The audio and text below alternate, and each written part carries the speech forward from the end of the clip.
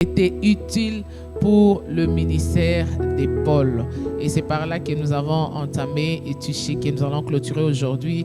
Et par la grâce de Dieu, parler d'Alexandre et clôturer avec ce thème. Cet ouvrage est disponible. Vous pouvez vous en procurer en nous écrivant, en nous appelant au numéro qui va s'afficher au bas de votre écran. Voilà. Docteur, un petit rappel comme d'habitude par rapport à la vie de Marc et de Tychik.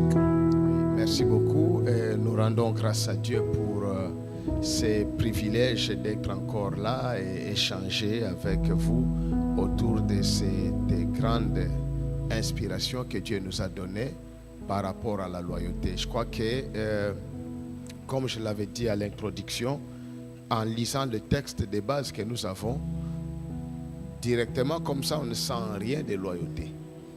Le mot loyauté n'est pas mentionné, mais ce ne sont que les noms des personnes que l'apôtre cite. Mais c'est en entrant en profondeur que nous avions découvert que non, c'est un enseignement très profond, très riche par rapport à la loyauté. Et nous sommes arrivés à parler de Marc. Marc, cet homme que Paul cherche. Paul insiste que Timothée prenne Marc et qu'il l'amène. Et on a vu comme si Marc était un colis qu'on allait seulement prendre. On ne sent pas que l'apôtre sollicite même la volonté de Marc. Et c'est là que nous avions insisté en disant que lorsque quelqu'un devient utile, il devient un patrimoine mondial. Il ne s'appartient plus lui-même, il n'appartient plus à sa famille, il n'appartient plus à son église ou à son ministère.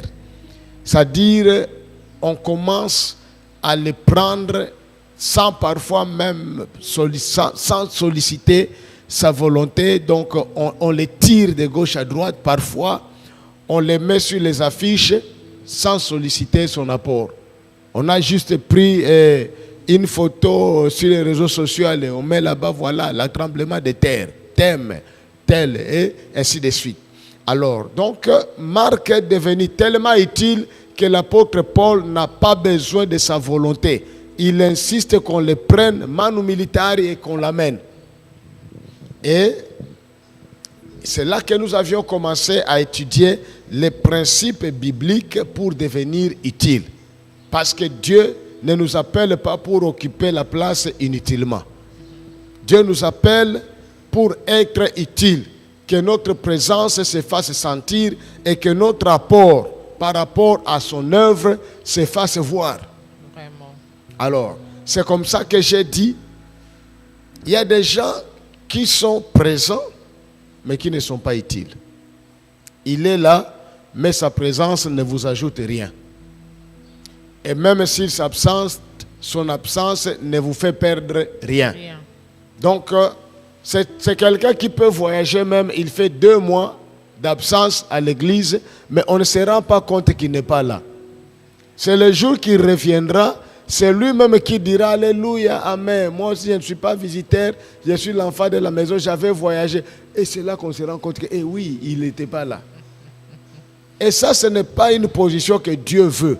Dieu veut que moi et vous, nous soyons utiles. Et c'est là que nous avions parlé de différents principes bibliques pour devenir utile. Entre autres, il faut avoir des identités. Oui. Entre autres, il faut côtoyer les géants. Oui. Troisièmement, il faut avoir un père. Oui. Quatrièmement, il faut être auxiliaire des géants. Et voilà un peu tous les détails qu'on a donnés par rapport à Marc pour devenir aussi utile comme lui. Vraiment. Et l'église d'aujourd'hui, bien-aimée, a besoin de Marc. L'église d'aujourd'hui, les leaders aujourd'hui ont besoin de Marc. Et hier, nous avons vu tout le parcours de Marc et pourquoi Paul avait dit que Marc était utile pour le ministère. Alors, nous vous conseillons, nous vous prions de suivre l'émission d'hier et aussi d'être en possession de cet ouvrage pour être utile dans l'œuvre du Seigneur. Et nous avons touché la vie de Tychik parce que Tychik fait partie aussi des personnes que Paul a citées. Et c'est comme vous avez dit en lisant de Timothée 4, c'est comme si Paul donnait la conclusion de son parcours. Et pourtant, c'est une histoire qui cache beaucoup de choses sur la loyauté, qui fait aujourd'hui l'objet du thème que nous sommes en train de partager. Et sur Tychik, hier, nous avons frôlé la vie de Tychik. Vous avez dit que Tychik, lui, il a été envoyé. Au contraire de Démas. Oui, merci beaucoup. C'est exactement ce que nous avions commencé à annoncer hier quand on introduisait 2 Timothée chapitre 4 verset 12. Paul dit à Timothée, j'ai envoyé Tychik à Éphèse. Point. Bon, apparemment, on ne sent rien. Mais en réalité, en disant à Timothée, à qui il venait de faire le rapport des dérapages de Marc, de Démas. Il venait de lui dire, voilà, Démas m'a abandonné pas. Et maintenant, lorsqu'il dit, j'ai envoyé Tychik à Éphèse, Paul veut que Timothée et tous ceux qui le liront plus tard comprennent qu'il y a une différence entre Démas et Tychik. Démas est parti de lui-même, mais Tychik a attendu qu'on l'envoie. Et ça, c'est déjà une ligne de démarcation entre la loyauté et la déloyauté. Un homme loyal n'est pas pressé de partir, mais il attend qu'on l'envoie. Un homme loyal ne sort pas de lui-même, mais il attend qu'on le fasse sortir. Mais un rebelle, un homme déloyal, part de lui-même, il est orgueilleux, il vante ses exploits, il montre que lui, il est dangereux, il est terrible, il est grand. Or, celui qui part de lui-même ne part pas avec la bénédiction. Celui qui part de lui-même ne part pas avec le consentement du leader ou de son père. Et c'est ce qui le met en danger, parce que si quelque chose lui arrive là, il aura honte de revenir, parce qu'il sait qu'il était parti sans la permission. Contrairement maintenant au Tychik. Tychik, lui, il est patient. Tychik, il n'est pas pressé. Tychik cherche la bénédiction du Père. Tychik va même jusqu'à dire, papa, j'ai vu une vision. Papa, j'ai entendu une voix. Papa, je veux que tu m'autorises à partir. C'est vrai, pour les leaders, c'est toujours difficile de libérer. Mais lorsqu'on est convaincu que la personne a entendu la voix de Dieu, on finit par les libérer. On finit par les bénir. On finit par dire, va en paix et que l'Éternel te précède. Bien-aimé, c'est tout ce dont on a besoin. Tychik, lui, il n'a pas besoin qu'on lui donne le conteneur d'instruments. Tychik n'a pas besoin qu'on lui donne, voilà, l'argent de 8 mois de loyer. Tychik, lui, a seulement besoin de cette bénédiction-là. Va en paix. C'est tout. Et c'est très, très, très important. Tychik veut partir, mais il veut partir avec la bénédiction du Père. Et si je peux continuer maintenant à dire, nous allons nous demander maintenant, qui était Tychik? Voilà, c'est la question sur laquelle je voulais revenir.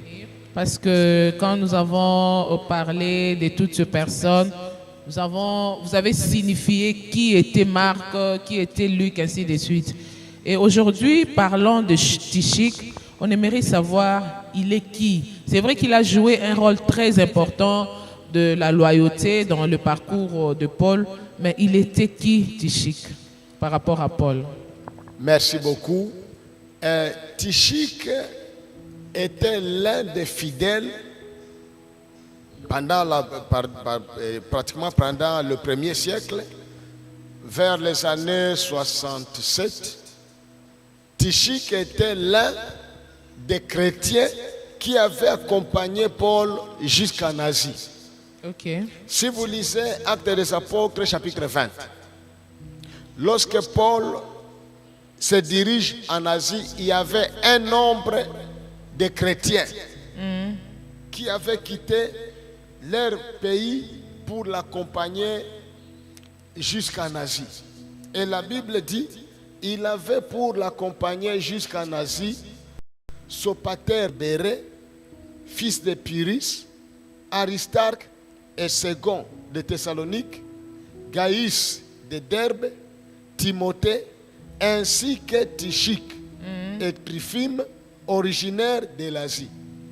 Donc c'est un chrétien, un homme zélé qui a été frappé par la doctrine ou l'enseignement que Paul donnait, et il a dit, je quitte ma famille, je quitte mon pays, je vais accompagner Paul jusqu'en Asie.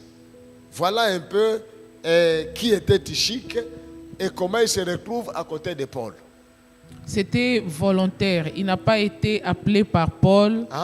Il n'y a pas eu une commission quelconque. C'était de son propre gré qu'il a suivi Paul. Voilà. Mais nous soulignons seulement que c'est après avoir écouté, entendu, il était vraiment frappé par cette connaissance que l'apôtre Paul partageait, et il s'est dit non, j'aimerais continuer à rester aux côtés de cet homme pour continuer à écouter la sagesse divine, pour écouter à recevoir le message de Dieu. Et c'est là ce qui me pousse à comprendre que c'était un homme loyal. C'était un homme qui savait écouter la voix du Seigneur au travers de son serviteur, l'apôtre Paul. Alors, il n'était pas le seul aux côtés de Paul, mais comment Tychique devient le porte-parole de Paul et le bras droit de Paul? Voilà un peu, c'est ce que je voulais aussi souligner. Nous pouvons être appelés nombreux, mais très peu se qualifieront par leur loyauté. Vous savez, on a cité des noms, et ils étaient de différentes villes. On a dit qu'il y avait Sopater, qui était venu de Béré. Il y avait Aristarque et Ségon qui étaient venus de Thessalonique. Il y avait Gaïs qui était venu de Derbe. Et il y avait Timothée, Tychique et les autres. Donc ça dit qu'ils étaient nombreux à être appelés, mais Tychique s'est démarqué par sa loyauté jusqu'à devenir dans la ceinture intime de l'homme de Dieu.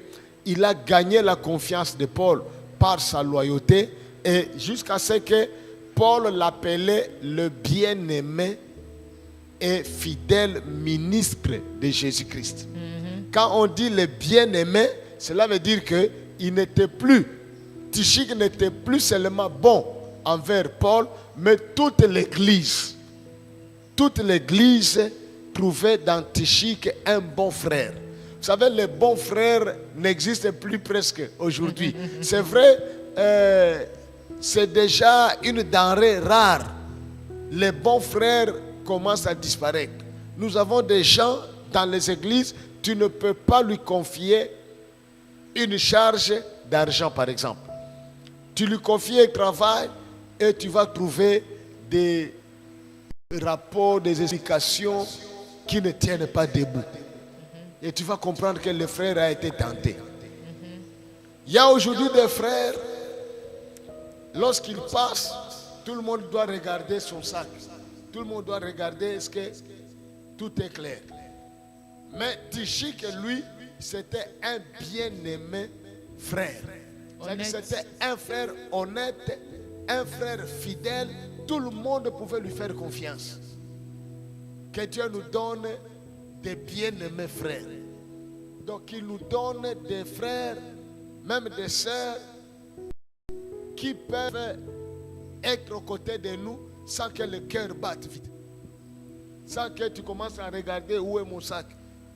Parce que seulement le frère est passé par là. Tu t'imagines aujourd'hui, nous commençons à perdre les choses dans l'église. Un jour, j'étais dans une conférence des serviteurs de Dieu et on m'a volé le téléphone dans la conférence des serviteurs de Dieu. C'est pas possible. Alors donc, nous prions vraiment que Dieu nous donne des Tychiques, c'est-à-dire qu'il nous donne des bien-aimés frères, des gens qui vont se distinguer par leur fidélité, des gens qui vont se distinguer par leur amour, des gens qui vont se distinguer en faisant le bien, dans l'assistance. Aujourd'hui, certains frères ne font plus rien par amour.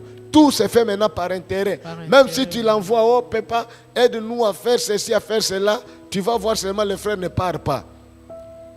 Donc, il est en train d'attendre quelque chose pour le transport, quelque chose pour l'encourager. Les bien-aimés frères sont devenus rares, mais ils ne sont pas introuvables. Je dis ils sont rares pour dire qu'ils ne sont pas nombreux. Voilà un peu les bien-aimés. En tout cas, que Dieu nous fasse grâce de trouver de bien-aimés frères dans l'église d'aujourd'hui, chose qui est devenue rare. Chacun court derrière ses intérêts et tout service rendu, on attend une rémunération quelconque. Que le Seigneur nous fasse grâce et que l'église d'aujourd'hui ait plus de Tychik que de Démas. Dans un des points de l'ouvrage, vous parlez de besoin d'une ceinture intime. Exactement. Merci beaucoup. Les Tychiques, ou bien les collaborateurs qui ont l'esprit de Tychik, forment la ceinture intime de l'homme de Dieu. Comment je l'ai su? C'est lorsque j'ai lu ce que l'apôtre Paul a dit aux chrétiens d'Éphèse.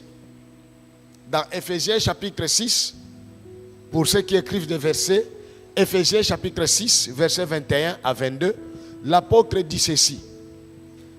Afin que vous aussi, vous sachiez ce qui me concerne, ce que j'ai fait. Tychik, le bien-aimé frère et fidèle ministre du Seigneur, vous informera de tout. Je l'envoie exprès vers vous pour que vous connaissiez notre situation pour qu'il console vos cœurs. En d'autres termes, Tychik, c'est quelqu'un à qui Paul avait ouvert son cœur. Tychik, c'est quelqu'un qui avait toutes les informations concernant l'apôtre Paul. Et l'apôtre Paul n'avait plus besoin de parler là où Tychik est présent. C'est comme ça que j'ai dit que Tychik s'était distingué dans sa loyauté au point de devenir même le porte-parole de l'apôtre Paul. On veut connaître quelque chose de Paul, il dit, vous n'avez pas à vous inquiéter. Tychik, le bien-aimé frère, vous dira tout ce qui me concerne. En d'autres termes, les Tychiques sont la ceinture intime de l'homme de Dieu qui connaissent ses pensées, qui connaissent ses idées, qui ont pénétré ses secrets et qui peuvent consoler les autres par rapport à l'homme de Dieu. Qui peuvent dire aux autres, l'homme de Dieu veut ceci, l'homme de Dieu ne veut pas cela. Ça, c'est Tychique. En d'autres termes, comme je le disais hier, nous tous, à un certain moment, nous portons des masques. Nous portons des masques, c'est-à-dire, nous adoptons l'attitude que nous voulons que les gens aient de nous. Par rapport aux circonstances. Par rapport aux circonstances, voilà. C'est comme ça que je vous ai dit hier, quelqu'un peut venir tout au long du chemin se tordant de douleurs d'estomac. Mais lorsqu'il arrive à l'entrée de l'église, il porte le masque. C'est-à-dire, il prend l'attitude qu'il veut nous faire voir. Il salue tout le monde avec sourire. Mais ce n'est pas à dire que la douleur qui est dedans est finie. La douleur est là, mais il a porté le masque. Il prend cette attitude-là qu'il veut nous faire voir. Et la plupart des leaders ne laissent pas entrevoir ce qui se passe en eux. Ils portent des masques selon les circonstances dans lesquelles ils se trouvent. Il peut prêcher ici, mais avec des douleurs terribles aux pieds. Il ne le fait pas voir. Mais lorsqu'il finit, il rentre dans le bureau, il commence encore à se tordre de douleur. C'est qu'il a porté les masques. Mais les Tychiques maintenant sont des collaborateurs qui sont la ceinture intime de l'homme de Dieu, qui peuvent le voir sans masque. C'est-à-dire, ils peuvent voir ses douleurs. Ils peuvent voir ses soucis. Ils peuvent aussi participer à ces moments de joie. Parfois même, ils participent à ces moments de folie. Alors, les Tychiques ne doivent pas être n'importe qui. Ils doivent être sélectionnés dans la prière et sous la direction du Saint-Esprit. Parce qu'il arrive des moments où nous pensons avoir des tichiks. Nous nous ouvrons à eux alors que c'était une erreur. On s'est ouvert à Hérode qui cherchait l'information de notre étoile. Parfois, il y a des gens qui nous pénètrent dans l'hypocrisie et sans discernement, nous nous ouvrons à eux. Sans le savoir, nous donnons les armes à nos ennemis pour qu'ils nous attaquent plus tard. Mais en réalité, chacun de nous a besoin de tichiks. Chacun des serviteurs de Dieu a besoin des hommes et des femmes en qui il peut se confier. Des hommes et des femmes qui peuvent le voir sans masque. Des hommes et des femmes qui peuvent aussi porter ces fardeaux. Tu sais le grand problème que nous avons, les serviteurs de Dieu, les gens viennent se confier à nous. Ils viennent jeter leurs problèmes sur nous. Ils viennent pleurer sur nos épaules. Mais nous-mêmes, nous n'avons personne chez qui nous pouvons aller aussi nous confier. C'est comme ça que quelqu'un me demandait un jour, Docteur Bahati, en bref, qu'est-ce qu'un pasteur? Et il me tend le micro comme ça. Et brusquement aussi, je ne sais pas d'où est-ce que cette idée m'est venue. J'ai dit que le pasteur ou le berger, c'est la brebis la plus malheureuse. C'est-à-dire, lui aussi est une brebis, mais toutes les brebis viennent jeter leurs soucis sur lui. Mais lui-même ne sait pas où jeter ses propres soucis. Donc, il devient aussi une brebis, mais une brebis malheureuse. Que personne ne garde, que personne ne nourrit, à part la grâce du Seigneur. Que Dieu nous fasse grâce d'avoir des tichiks au vrai ma sens prière. du mot. Parce qu'aujourd'hui, avec tout ce qui court sur la vie, la réalité, et le serviteur de Dieu ont peur de s'ouvrir. Exact. On peur même de communiquer, même par téléphone, parce que on ne sait jamais, tu peux être enregistré, on ne sait jamais, tu peux te confier, pensant que la personne est tichique pour toi. Et pourtant, c'est un Hérode. Donc, tout ça, ça demande vraiment que le Saint-Esprit soit au centre du choix, de la ceinture que nous devons avoir. Est-ce que les tichiques, c'est seulement dans les domaines ministériels ou dans tous les domaines de la vie, dans les domaines de business et tout? On peut aussi avoir des personnes comme ça? En tout cas, avec l'expérience de la vie, nous avons besoin de tichiks dans tous les domaines de la vie. Dans tous les domaines, il faut toujours avoir quelqu'un à qui tu peux ouvrir le cœur. Parce que le problème aujourd'hui, c'est quoi? Plus on garde des choses dans le cœur, on ne les sort pas, plus on s'enfonce et plus on risque de tomber dans des maladies cardiovasculaires. Et ça devient encore plus compliqué. Des maladies psychosomatiques. La plupart de ces maladies-là, la base, c'est le manque de tichiques. Des crises d'estomac aiguës, des arrêts cardiaques, des crises cardiaques, des AVC. Bien-aimés, si vous lisez bien l'histoire, vous allez comprendre que depuis les années 95 ou 95 jusqu'à aujourd'hui, plusieurs serviteurs de Dieu tombent du haut de la chair, font des crises d'AVC. Moi, je connais au moins 2 amis. Il a prêché. Après la prédication, il s'agenouille pour rendre grâce à Dieu et il ne s'est jamais relevé. C'est la mort. J'ai vu un autre ici à Kinshasa, dans l'église Sycomore vers Badiading, debout en train de prêcher, l'homme de Dieu s'écroule. On l'emmène à l'hôpital, il est mort. Ce ne serait pas des attaques spirituelles? C'est ce que je pensais avant. Avant, je pensais qu'il y avait des flèches, il y avait de ceci, de cela, mais plus tard, j'ai compris tout simplement que les serviteurs de Dieu ont des problèmes sérieux, mais ils ne les font pas apparaître comme ça.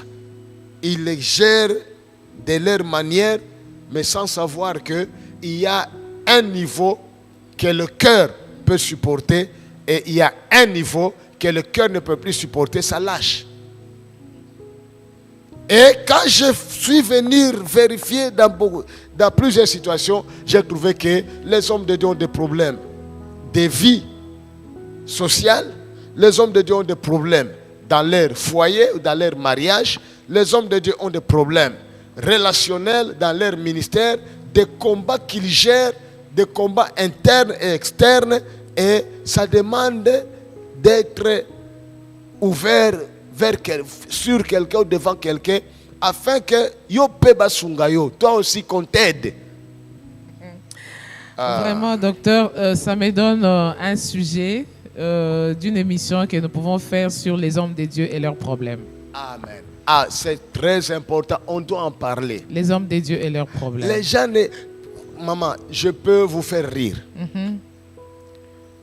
4 serviteurs camerounais se mettent ensemble et se disent, en tout cas, on doit se soutenir mutuellement. Tu vois, nous avons des problèmes, nous n'avons pas de soutien. Nous prions pour les gens, on ne prie pas pour nous, alors on va se soutenir mutuellement. Ils ont commencé à aller à la montagne, ils priaient le premier jour seulement. Lorsqu'ils arrivent là-bas, avant de prier, et quelqu'un fait sa petite confession. Le premier dit, voilà, moi, il faut prier pour moi. J'ai un sérieux problème. Depuis que j'avais essayé de contacter un marabout pour la popularité, en tout cas, je ne me sens plus dans mon assiette. J'aimerais m'en débarrasser et revenir au Seigneur. Ils se sont dit, ok, non, nous allons te soutenir. Le deuxième dit, moi, c'est mon affaire là des femmes. Moi, je ne vois pas une femme claire. Donc, tel que vous me voyez, toutes les filles de protocole, j'ai pris. Dans la chorale, j'ai piqué par-ci, par-là. Et en tout cas, je me sens vraiment très sale, très mal à l'aise. Ils se sont dit, en tout cas, nous allons te soutenir. Le troisième dit que non, moi, mon problème, c'est l'argent. L'argent, en tout cas, je crée des prophéties, je crée des situations bizarres pour trouver seulement l'argent. Même que vous voyez la voiture que j'ai là, c'est l'argent qu'ils avaient donné récemment pour la parcelle. Je n'ai pas pu gérer ça, j'ai acheté une voiture. Ils se sont dit non, nous allons prier. Le quatrième, le dernier, lui commence à pleurer. On lui dit non, parle seulement, nous sommes frères, nous allons te soutenir. Il dit non, non. Il commence à pleurer. Donc les amis le supplient, disent non, non, dis seulement, quelle que soit la gravité, nous sommes ensemble, nous allons nous soutenir. Et puis lui, qu'est-ce qu'il va dire? Il va dire que non, moi mon problème c'est ma bouche. Mon problème c'est ma bouche, c'est-à-dire je n'arrive pas à me contenir. Tout ce qu'on me dit, je dois libérer. Même tout ce que vous venez de dire là, ça va sortir. Et ils ont commencé, mais comment tu peux nous faire ça? Il dit non, même si vous priez comment? En tout cas, moi, je n'arrive pas à garder les secrets. Donc, ça va sortir. Et voilà, un peu, ça fait rire, mais les serviteurs de Dieu sont devenus introvertis parce qu'ils ont peur de se confier. Ils ne savent pas qui va dire quoi. Et la preuve en est que vous êtes en train de suivre les réseaux sociaux aujourd'hui. Si vous suivez les réseaux sociaux aujourd'hui, vous entendrez, on vous balance l'audio d'un serviteur de Dieu qui parlait peut-être pour ouvrir son cœur, mais sans le savoir, on l'a enregistré. Et aujourd'hui, ça devient difficile qu'un homme de Dieu s'ouvre parce qu'il ne sait pas à qui faire confiance. C'est pourquoi, comme nous l'avions souligné, tous les deux, nous avions conclu qu'il faut vraiment prière, discernement et surtout écouter le Saint-Esprit. Sinon, tu vas aller t'ouvrir devant une mauvaise personne et ça sera une arme fatale que tu offres à tes ennemis pour qu'ils viennent te détruire ou détruire ton ministère plus tard. Vraiment que Dieu nous fasse grâce. Les tichiks sont très importants dans les ministères, mais il faut les discernements, il faut que le Saint-Esprit puisse convaincre pour que vous ayez une personne chez qui vous ouvrir.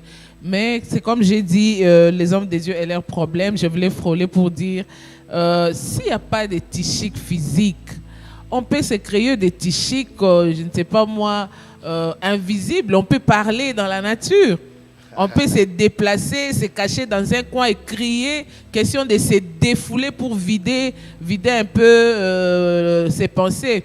Parce que si aujourd'hui un leader se mettait à manifester ses peines, ses douleurs devant l'église ou devant le tichik entre guillemets, imaginez un peu le retour que ça peut avoir. Surtout si vous avez des tichiks comme ces pasteurs camerounais là, qui son péché c'est sa bouche. Ça serait compliqué. Très compliqué, maman. Très compliqué. Vous savez, la nature peut remplacer ou bien peut prendre la place des tichiks, mais l'homme, psychologiquement,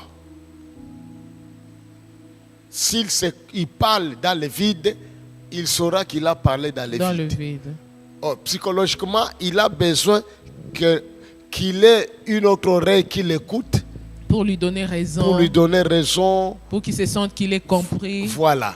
Donc, c'est pourquoi je ne dis pas que les tichiks n'existent pas. Mais ils sont rares. C'est pourquoi il faut prendre du temps. Il faut prier, il faut chercher. Mais son épouse peut être le tichik. Oui, son épouse peut être tichik, mais il y a certaines choses que même son épouse ne peut pas supporter, ou certaines choses pour lesquelles même son épouse ne saura pas l'aider. Par contre, ça peut aussi la briser. Comme l'épouse de Job.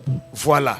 C'est pourquoi je peux ajouter à dire que les faiblesses ou les problèmes, laisse-moi appeler ça problème, les problèmes des leaders sont une poison pour la foule.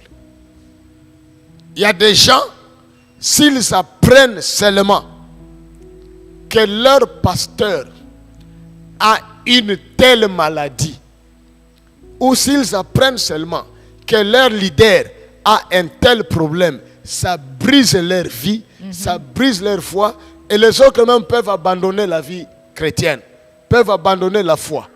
Et c'est pourquoi il faut parfois les épargner de nos problèmes. Parlons de la foi, montrons-leur la voie du salut, la voie des miracles, montrons-leur la possibilité de sortir de leurs difficultés, mais épargnons-les de nos problèmes parce que nos problèmes peuvent les tuer. Mais trouvons, comme j'insiste, trouvons. Même une seule, tu n'as pas besoin d'avoir plusieurs tichiks. Parce que si tu as encore plusieurs tichiks, le proverbe dit, c'est lui qui a plusieurs amis, il les a pour sa destruction. Parce que le secret aussi n'est pas bon pour plusieurs personnes. Okay. Il faut trouver soit une seule personne, à la limite, s'ils sont nombreux, 3, comme Jésus. Jésus avait aussi 3 tichiks. Jésus aussi avait des tichiks. Et comment ça s'est passé avec le Seigneur? Voilà. Nous y arrivons parce que Jésus sur la terre avait 2 natures. Il était 100% Dieu, 100% et il était 100% homme. J'aime ajouter moins péché. Donc 100% Dieu, 100% homme, moins péché. Tout ce qui arrive à l'homme était arrivé à Jésus, sauf le péché. Il a eu faim, il a eu sommeil, il a pleuré, il s'est réjoui. Donc, il a eu des moments comme ça. Dans son humanité, il a eu aussi des douleurs, il a eu aussi des difficultés, il a eu aussi des choses qui pouvaient le faire pleurer. Et dans le jardin de Gethsemane, maman, je vais vous dire que dans le jardin de Gethsemane, les disciples avaient vu de Jésus. Les 8 avaient vu un sauveur fort, rassurant, qui leur disait, le prince de ce monde vient, mais il n'a rien à moi. Et tout le monde criait, Amen, Amen. Il leur disait, maintenant va arriver le jugement. Car le Dieu de ce siècle, le peuple de ce monde, va être jeté dehors. Et tout le monde disait Amen, Amen, Amen. Après, il les a laissés là dans la chaleur de la prière. Oh, alléluia, le prince de ce monde va être jeté. Ça, c'est la foule. Mais après, il a pris 3. Pierre, Jacques et Jean, qui sont ces tichiques. Pourquoi je les appelle ces tichiques? Parce qu'il y a des choses que seuls ces 3 avaient vues. Il y a des choses que seuls ces 3 avaient entendues, que les autres n'avaient pas vues, que les autres n'avaient pas entendues. Par exemple, la transfiguration à la montagne. C'était seulement Pierre, Jacques et Jean qui avaient vu ça. Bien que Matthieu en parle, mais Matthieu avait certainement reçu l'information soit de Jean ou bien soit de l'un de ces 3. Par exemple, la résurrection de la fille de Jaïrus. Jésus avait chassé tout le monde, il n'a pris que ces 3-là, des Bakotaki ensemble, dans la maison. Donc, même si Marc parle de la résurrection de la fille de Jaïrus, mais Marc n'était pas là. Il avait appris de ces 3-là. Prenons par exemple, seuls ces 3-là avaient accompagné Jésus un peu plus loin dans le jardin de Gethsemane que tous les autres apôtres. Donc cela prouve qu'il y a des choses que toute la foule peut voir, toute la foule peut entendre, et il y a des choses qui ne sont réservées qu'aux tichiques. Chaque serviteur de Dieu doit faire la différence entre la foule et les tichiques. Tout le monde ne doit pas voir toutes choses. Et tout le monde ne doit pas entendre toutes choses. Il y a des choses qu'il faut seulement réserver aux tichiques. Des gens qui ont une certaine maturité, des gens qui ont manifesté certaines qualités, qui peuvent écouter sans aller parler, qui peuvent voir sans aller trahir. Ce sont là les tichiques. Les 8 sont restés là-bas. Jésus, Jésus, Jésus, Jésus. Mais il a pris les 3. Avancé une distance du jet de pierre seulement. Nous estimons 20 mètres. Lorsqu'il avance avec les tichiques, il regarde les autres, la foule est restée là-bas. Il ouvre son cœur. Il leur dit, mon âme est triste jusqu'à la mort. Et il ne le dit pas normalement. Il le dit en sanglots. Il le dit comme s'il commence à pleurer. Mais souvenez-vous que c'est un Dieu qui pleure devant les humains. Il dit, mon âme est triste jusqu'à la mort. Pour leur dire, même si vous m'avez vu entendre crier là-bas, parler là-bas avec autorité, mais regardez ce qui est en moi. Et n'oublie pas, lui était Dieu, mais un Dieu qui sollicite l'intercession des humains. Il leur dit, restez ici, priez avec moi. Restez ici, priez avec moi. L'homme de Dieu a aussi besoin de tichiques, d'une ceinture intime qui peut prier avec lui. Des gens qui peuvent dire, nous n'allons pas laisser papa comme ça. Prions pour papa, soutenons papa. Quelqu'un qui peut dire, je vais vendre ma voiture pour sortir papa de cette situation. Ce sont là les tichiques. Jésus en avait 3. Et malgré ça, qu'il a sollicité leur prière, ils ont vu ses larmes, mais c'était toujours difficile, ils ont dormi. Il vient les réveiller en les suppliant. Vous ne pouvez pas passer même 1 heure avec moi. Ça, la foule ne pouvait pas l'entendre. Ces larmes-là, la foule ne pouvait pas voir ça. Si les autres voyaient ces larmes, ils allaient dire c'est fini Tokoufi. Si c'est lui le sauveur qui pleure, il n'y a rien.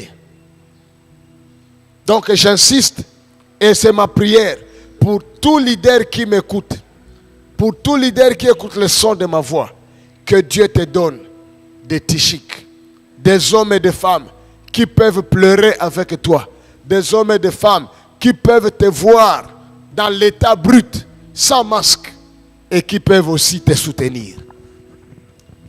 Vraiment, merci beaucoup, pasteur. Je pense qu'avec ces explications, vous avez parcouru les qualités de Tuchik, un homme rempli d'humilité, d'esprit de sacrifice, un avocat, un porte-parole.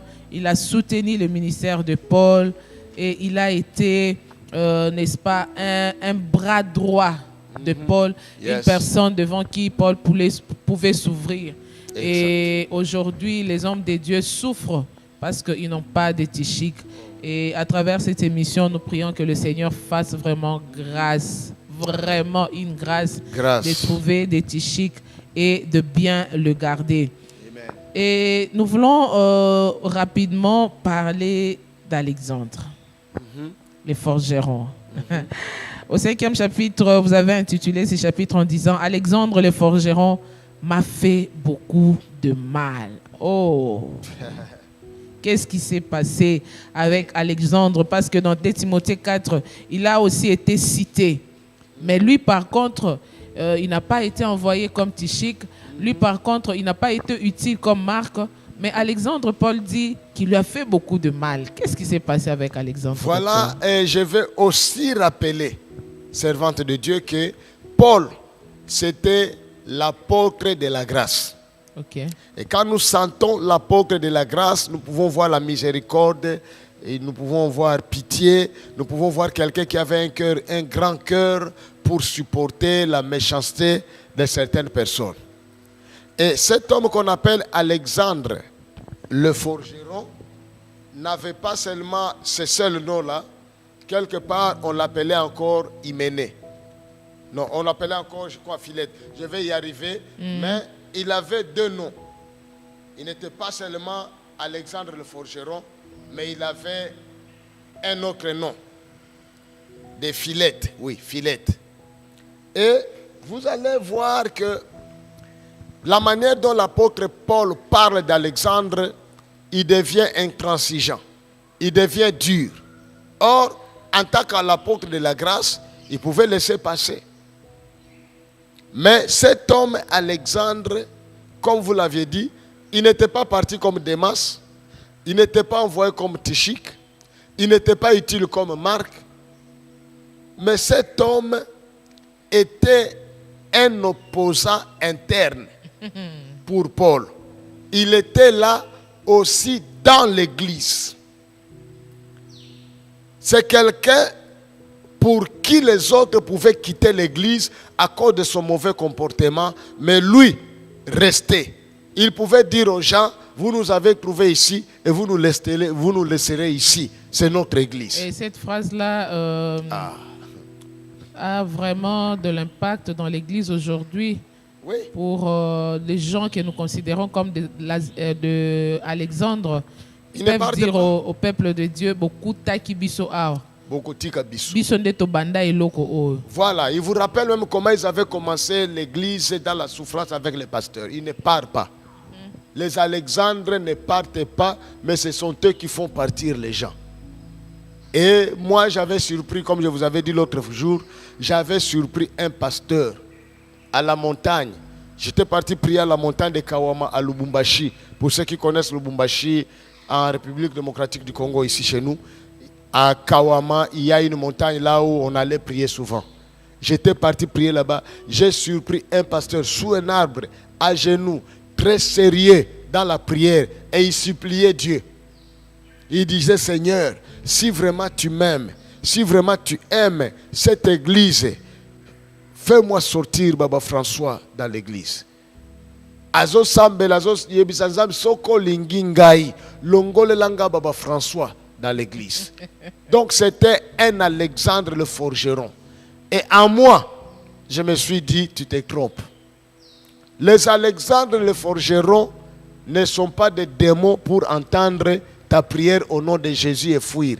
Parce que ce sont les démons qu'on doit résister au nom de Jésus et ils fuiront loin de nous. Mais pas un homme. Alexandre le forgeron, c'est un être humain, mais qui a son comportement. Et parfois... Converti ou pas? Non, lui il est converti, il avait reçu Jésus, il mange aussi la Sainte Seine. Il paie la dîme. Et lorsque vous faites un appel de fonds, la première personne qui élève la main, c'est lui. Alexandre. Tu peux le chasser à la montagne, mais tu descends, c'est lui qui amène sa dîme. Il ne vient jamais en retard à l'église. Il est toujours là à temps. Et vous allez vous rendre compte que ce sont les plus courageux même de l'église. Quand vous pensez que lui ne sera pas là, quand vous appelez les autres, c'est lui qui vient le premier. Donc vous n'avez pas de choix. Vous allez seulement l'utiliser. Et vous voyez l'apôtre Paul maintenant, dans 2 Timothée chapitre 4, versets 14 à 15. Il utilise 2 versets pour parler de l'homme méchant, l'homme dur. Et pourtant pour Tichik, ce n'était que le seul verset 12. Mais pour parler de l'homme méchant, il a utilisé 2 longs versets. Il dit, Timothée, Alexandre le forgeron m'a fait beaucoup de mal. Avant d'aller loin, je sors 2 leçons dans le leadership. La première leçon, un leader ne doit pas mettre tout le monde dans le même sac. Okay. Il y avait plusieurs Alexandres à ce temps-là, mais tous n'étaient pas des forgerons. En disant Alexandre le forgeron, l'apôtre Paul veut mettre la différence entre le méchant et tous les autres Alexandres. Okay. Vous voyez ça? Parce que des fois, il y a des gens qui disent seulement que là c'est chez nous là-bas, au village. Les gens qui disent non, il faut faire attention avec les Quinois. Les Quinois sont mauvais. C'est pas bien. Il ne s'agit pas de tous les Quinois qui sont mauvais, mais toi tu as rencontré un Quinois, le forgeron. Et c'est comme ça que j'entends aussi à Kinshasa ici, les gens disent, oh, les Baswahili sont comme ça. Ce ne sont pas tous les Alexandres qui étaient méchants, c'était Alexandre le forgeron qui était méchant.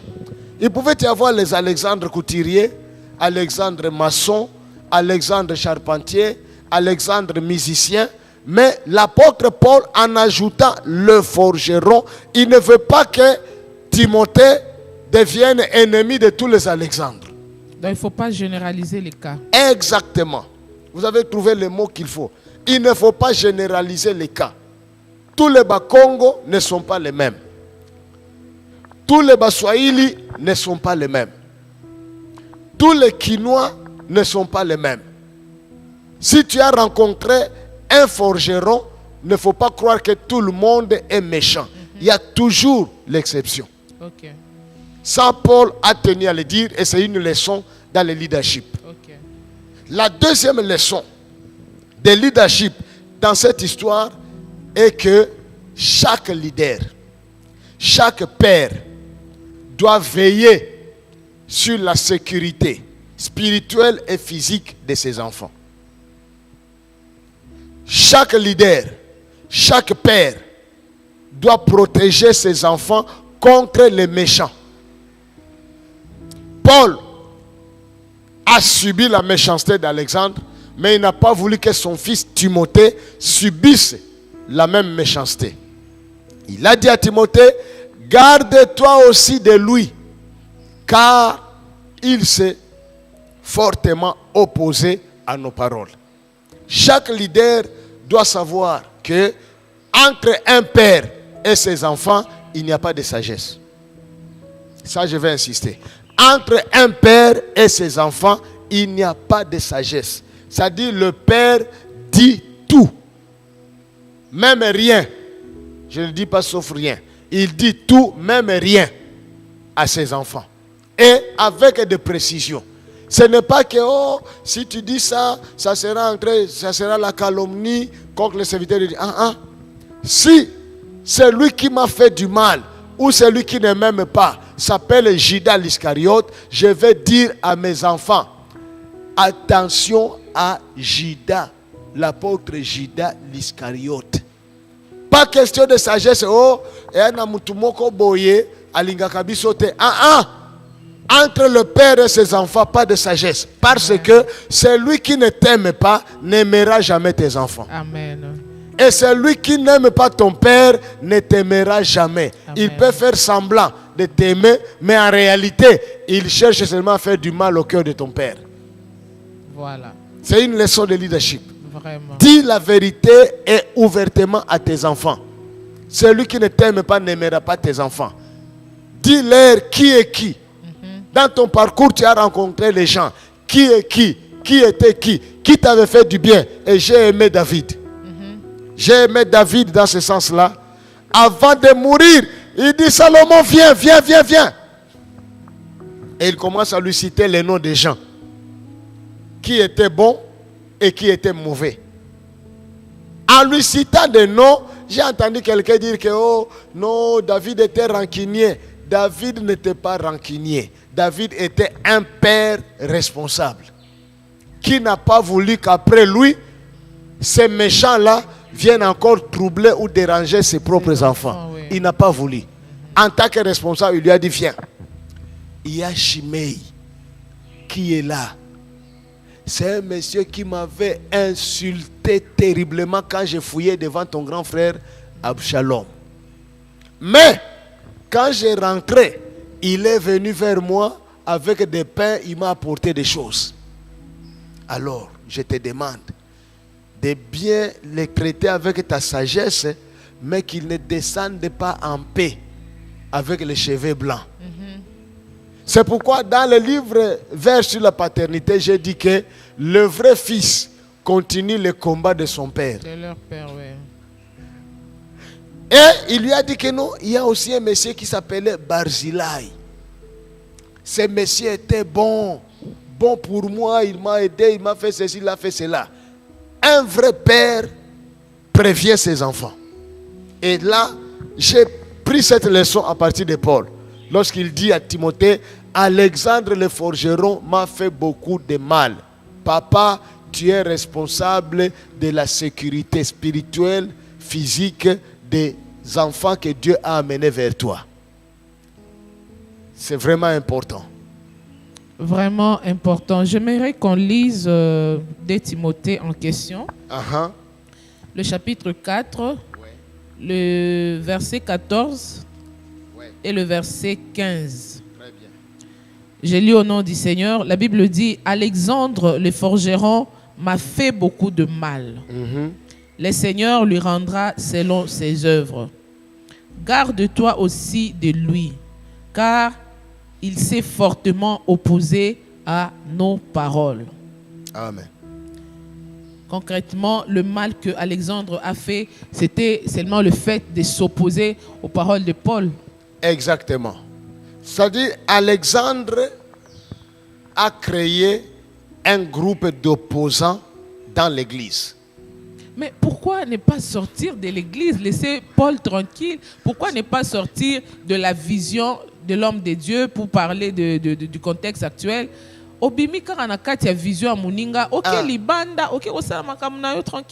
C'était même ça, même ma réflexion.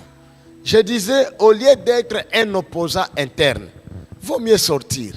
Oui. Mais Alexandre, lui, ne sortait pas. Il avait créé avec un autre frère dans l'église qu'on appelait Hyménée. Ils ont créé l'association des opposants dans l'église. C'est-à-dire, ils sont là, ils ne croyaient pas à ce que Paul dit, mais ils ne quittent pas l'église. Maintenant, c'était comment? Quand Paul parlait de la résurrection à venir, eux parlaient de la résurrection passée. Et ils enseignaient que la résurrection a déjà eu lieu. Et ils étaient dans cette même église-là. Donc c'était du genre que Paul parle ici devant et Alexandre peut dire là, Wanozo Kosa, dans la même église. Et c'est Paul qui est apôtre et c'est Paul qui a dit aux gens que Alexandre devient ministre, il devient serviteur de Dieu. Et c'était terrible. Je crois que pour moi, je peux prier que Dieu ne me fasse pas la peine d'avoir une telle église. Là où il y a des gens comme Alexandre. Et il allait même de maison en maison, critiquant, contredisant l'enseignement de Paul. De maison en maison des fidèles. Il entre, alors, ok, Nayaki, est-ce que c'est que l'homme de Dieu a enseigné là-haut la résurrection? Est-ce que vous trouvez que c'est normal? Vraiment, il y a des gens qui manquent à dire. Hein? Mais moi, je sais que la résurrection a déjà eu lieu. Il est en train de tromper les gens. Mais le dimanche, il est encore là et il est parmi les premiers à arriver. Quand on dit bien-aimé, on va commencer la prière. On va ouvrir par la prière. C'est la voix d'Alexandre qui monte.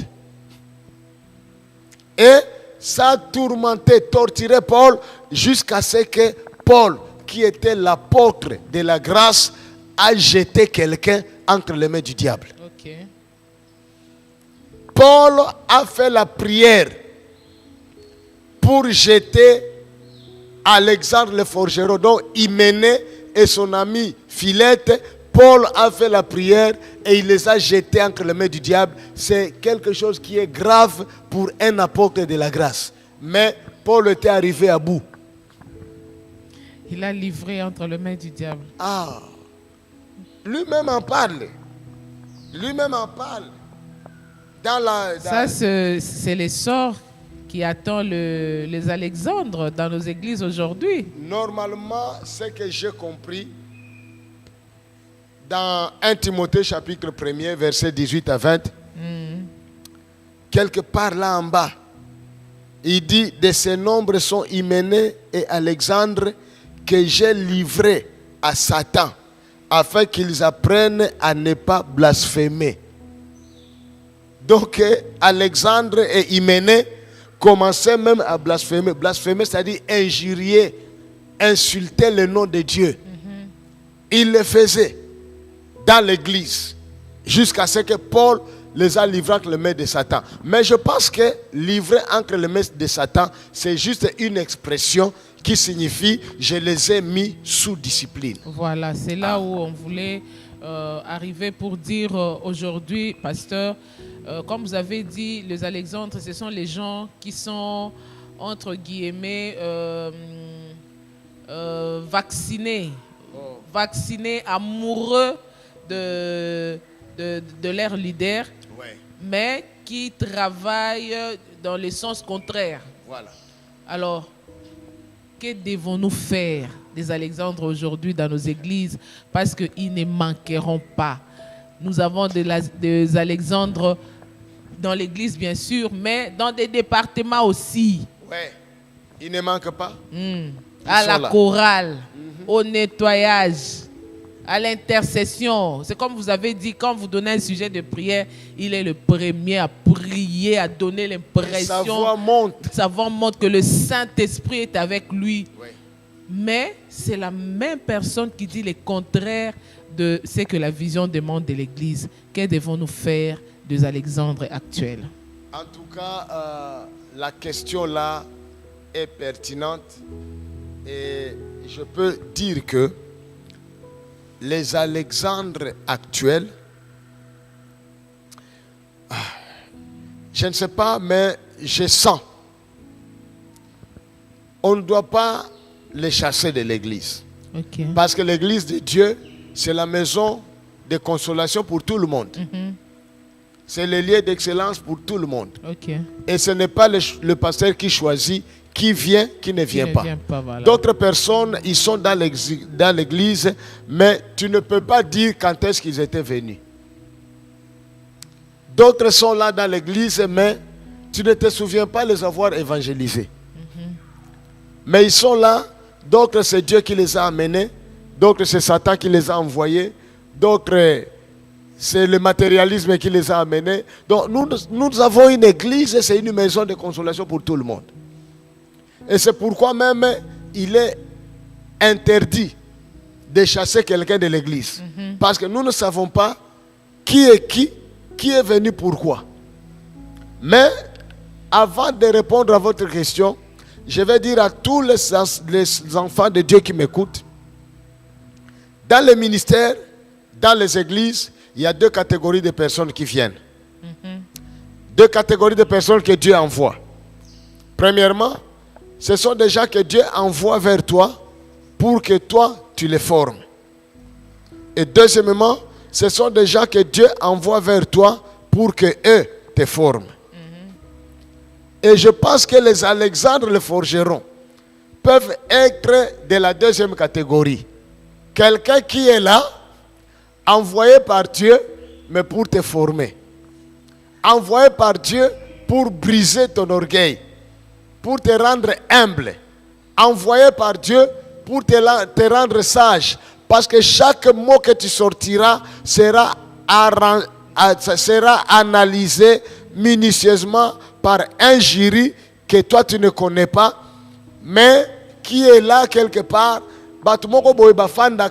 Pour analyser tous les faits et gestes qui se passent à l'église. Ils analysent toute ta vie, même ta vie privée, que tu n'aimerais jamais que les gens considèrent, et ils vont tout analyser. Et ceux qui, si tu ne fais pas attention, ceux qui habitent, ces jurys discrets que tu ne connais pas, peut te qualifier ou te disqualifier. Donc tu es seulement là, mais il y a certaines personnes qui viennent dans l'église, mais qui t'ont déjà disqualifié. Mais ils sont aussi dans l'église. Mais Balongo là a déjà la liste de Bassali ensemble. Alors donc je pense que les Alexandres, moi, je les prends comme les gens de la deuxième catégorie que Dieu laisse dans l'église avec une mission de me former.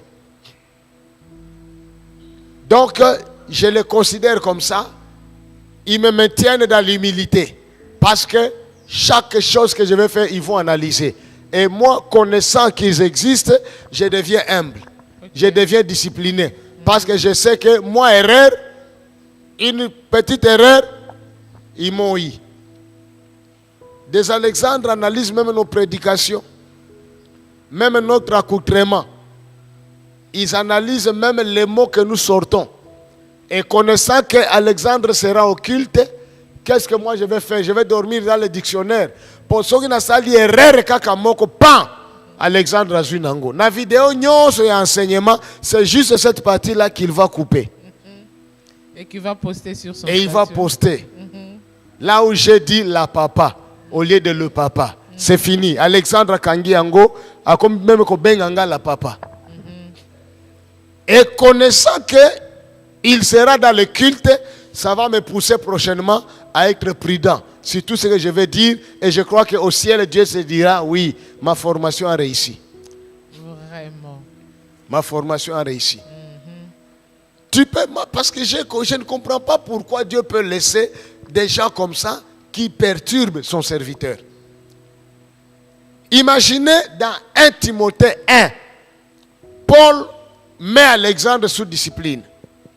Mais les années passent. Dans 2 Timothée 2, 1 Timothée a 6 chapitres. Dans 2 Timothée chapitre 4, pas au premier chapitre, mais au 4e chapitre, Alexandre est toujours dans l'église. Donc il est toujours là. Donc même la discipline là ne l'avait pas corrigé. Opposant. Ah. Même la discipline là, Satan, pour qu'il arrête de blasphémer, Alexandre n'a pas abandonné. Il ne vient pas à l'église, mais à la fin du culte, on le trouve dehors ici. Il est en train de saluer les gens. Oh, il a parlé sur la joie. Il dit, ah, Philippiens 4:4. Donc, vous vous demandez que faire. Il est là, il est présent, omniprésent. Même la discipline ne les transforme pas. Donc il faut comprendre que non, c'est un formateur. Alors je ne l'appelle plus ennemi, je l'appelle formateur. Alexandre, le formateur, c'est terrible. Ça donne l'impression d'une histoire racontée, mais ce sont des réalités que nous sommes en train de vivre dans nos églises aujourd'hui. Que le Seigneur nous fasse grâce. Parce que nous fasse grâce. Avec le parcours d'Alexandre, Namoni a l'équina niveau de déloyauté.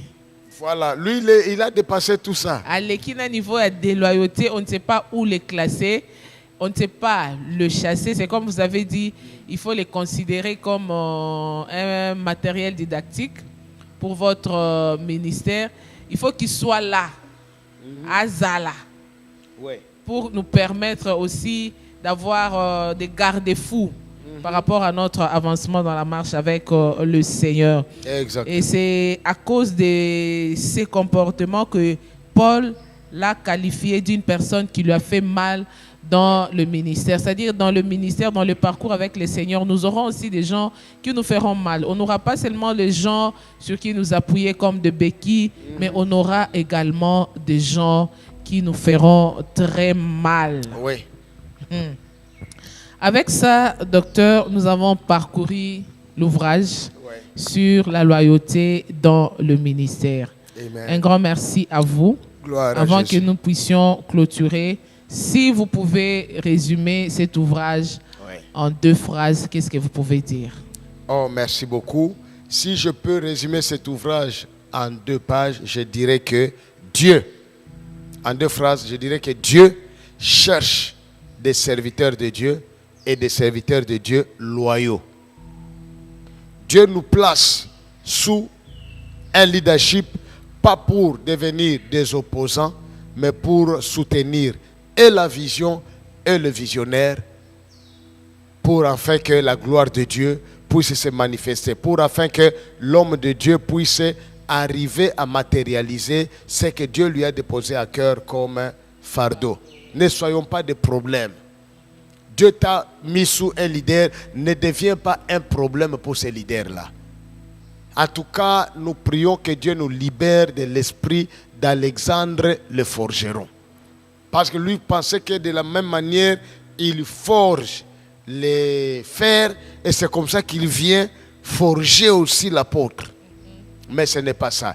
Dieu ne t'a pas envoyé pour corriger une vision, mais Dieu t'a envoyé pour appuyer une vision.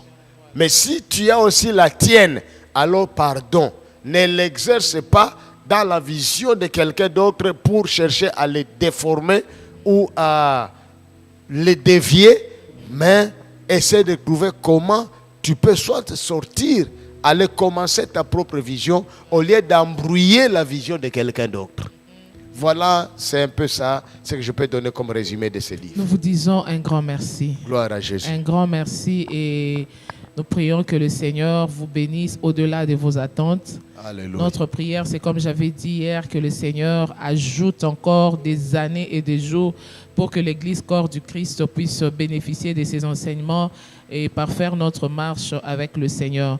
Amen. Bien-aimés dans les Seigneurs, vous tous qui nous avez suivis, le fidèle de l'Église Centre évangélique La Bonne Nouvelle, nous vous disons merci pour votre participation à ces assises depuis le mardi, mercredi, jeudi, aujourd'hui, vendredi. Nous venons clôturer ces thèmes. Donc, les autres détails, vous pouvez les trouver dans cet ouvrage qui ne coûte pas trop cher. Contactez-nous, le numéro est affiché au bas de l'écran. Et vous pouvez acheter cela pour votre leader et pour vous-même. C'est très important. Un seul passage biblique de Timothée 4, mais qui a donné naissance à ces enseignements qui sont riches pour notre marche dans la vie chrétienne. La loyauté ne concerne pas seulement le Fils, ça concerne également le Père. C'est un flèche aller-retour et c'est très important. Nous avons parlé de Démas, nous avons parlé de Luc, de Marc, de Tychik, d'Alexandre. Qui veux-tu être pour l'œuvre de Dieu? À toi de faire le choix et d'aller de l'avant. Nous vous disons un grand merci, que le Seigneur vous bénisse. D'ici là, portez-vous bien dans l'espoir de vous retrouver prochainement pour parler des autres thèmes que le Seigneur nous mettra à cœur. Portez-vous bien et que la paix du Seigneur soit votre partage. Merci beaucoup, docteur. Amen. C'est moi qui vous remercie.